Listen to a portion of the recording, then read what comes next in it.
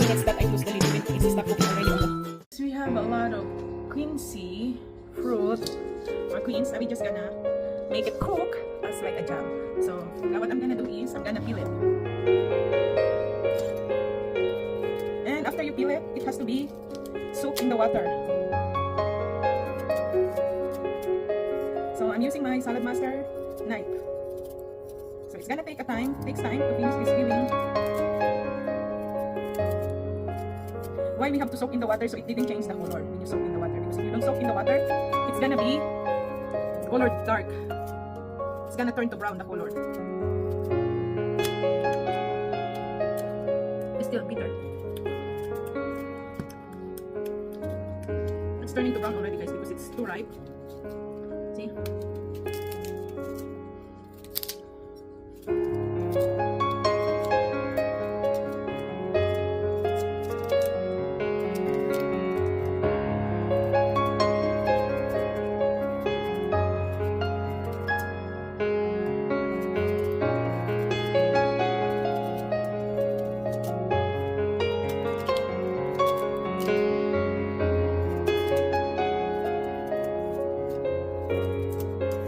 I'm not gonna make a quince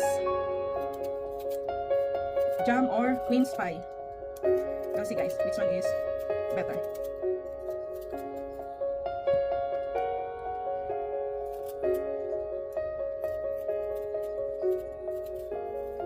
Animals doesn't wanna eat the quince because of the bitterness taste. But it's okay for me. I can handle the bitterness.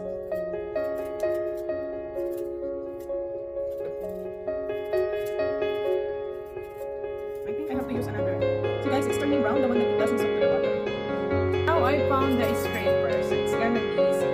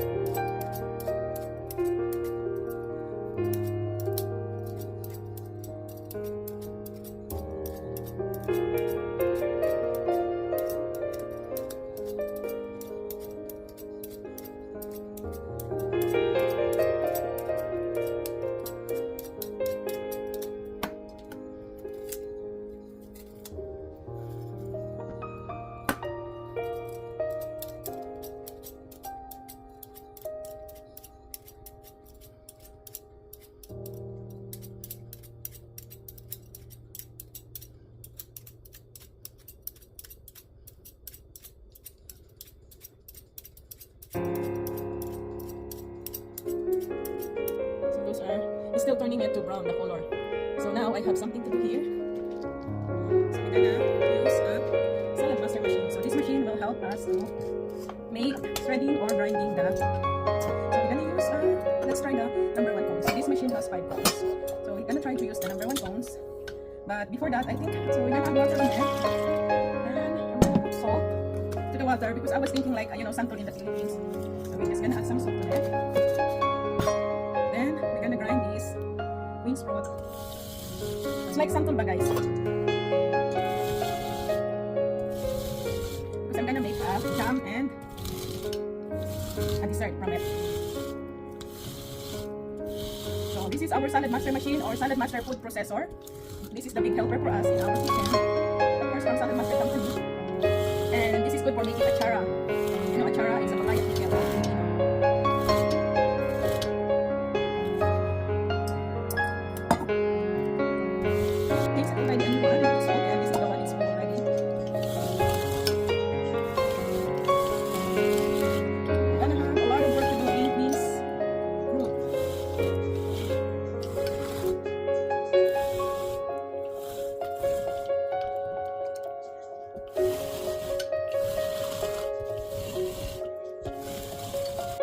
done grinding or shredding with my helper salad master machine, this machine. So let's do the next steps for making pickles and delicious dish. So the secret, guys, is to do not change the color of Quince when you shredded it. Put on a water with salt so it doesn't change the color too much. Unlike I put on a water without salt, it's still changing the color. So it's like this salt preserving the color of the Quince fruits. I have 2 big bowl of Quince fruits shredded.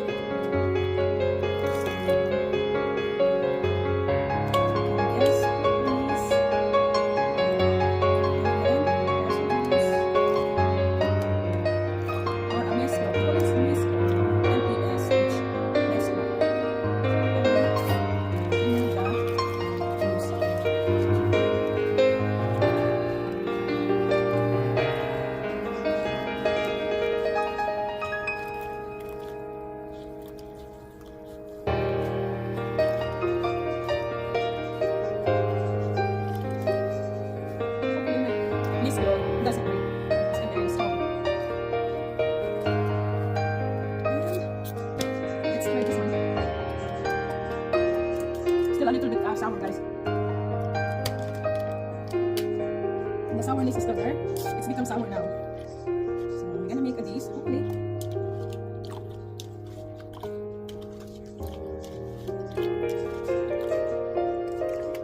It doesn't change the color, guys, after you put in the salt water. It's like you're making a papaya pickle.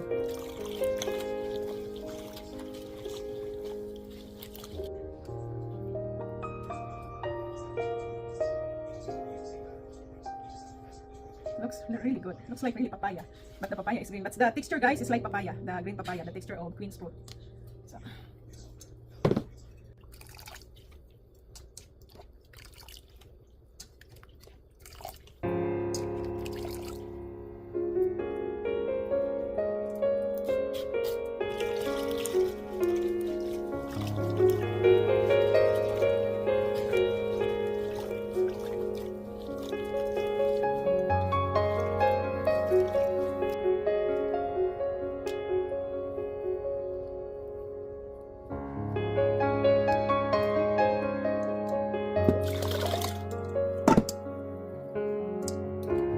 It's easy for me.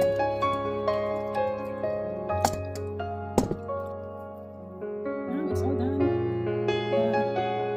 The pricing for the Quince 50% of sourness. So let's try this.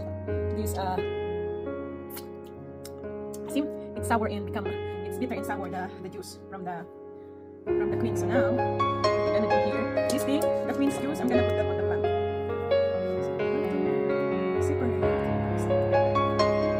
You're gonna make a very good dish. Pickle and some other dish with chicken. First, I'm gonna do the Quince dish with chicken.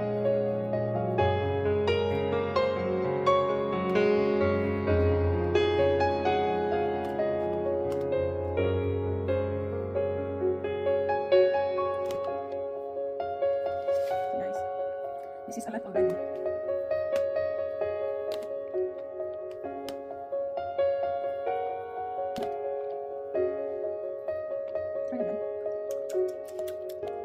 Now it's just a little bit sour, the taste. Not too sour and not too bitter. Organic chicken here. I'm gonna use this for Quince dish. I'm removing the skin of chicken even it's organic because a lot of fats. Now.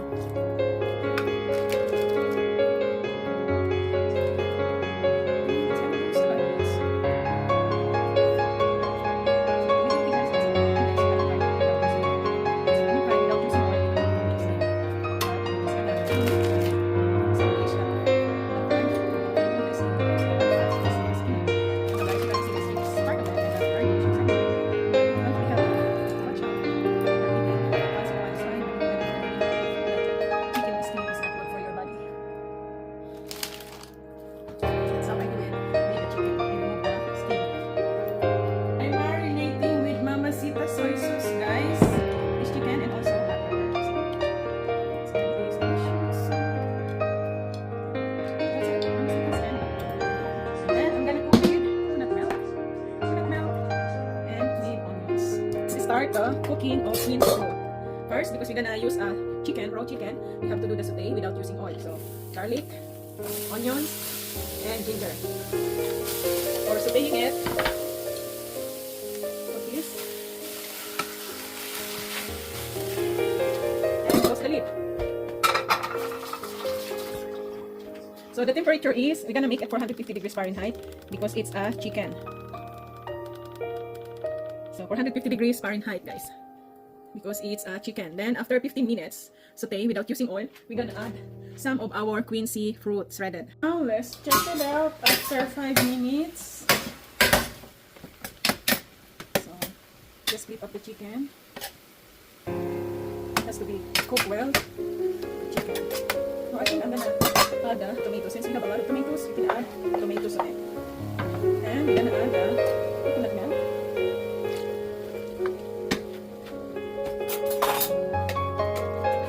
So this cooking style, guys, is my own style, my own recipe. This is a Bicolano's dish. The difference is I'm gonna add Quince fruit, the shredded Quince fruit on it. So let's cook this in this style. So let's cook the chicken and the tomatoes before we're gonna add the Quince fruit. Let's check it out. There we go. So the chicken is cooked already. Now it's the time to put the Quince fruit. Yeah. So I think, guys, 2 cups of Quince fruit is good enough because this is I'm gonna make a jam.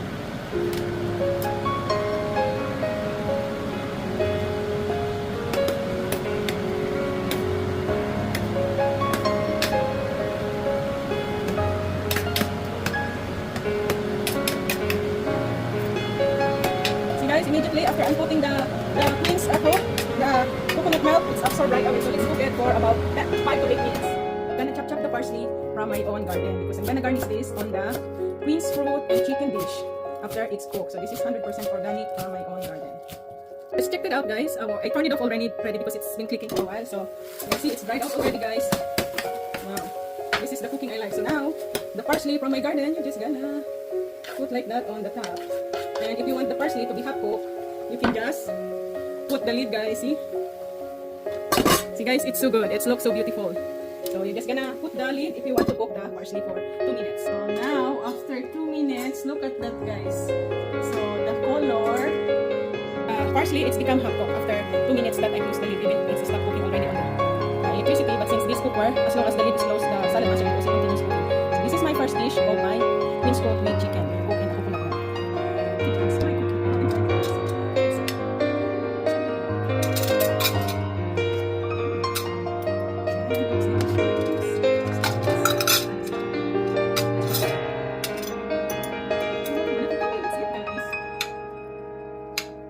I'm excited to know what is the taste.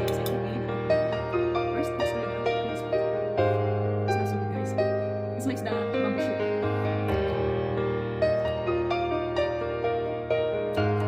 Wow. Guys, it's like santol. The taste is similar to santol in the Philippines. Santol food. That's what I was expecting because I cook same processing as santol. So, see, guys, the smart person like me, smart chef or smart cook can do to change the taste of the fruit that often. So now it's become delicious. Guys. Wow. It's so good and ang bango. It smells so nice. You know, it's like the smells of this because I put fresh parsley. It's like aromatherapy. It can relax your mind.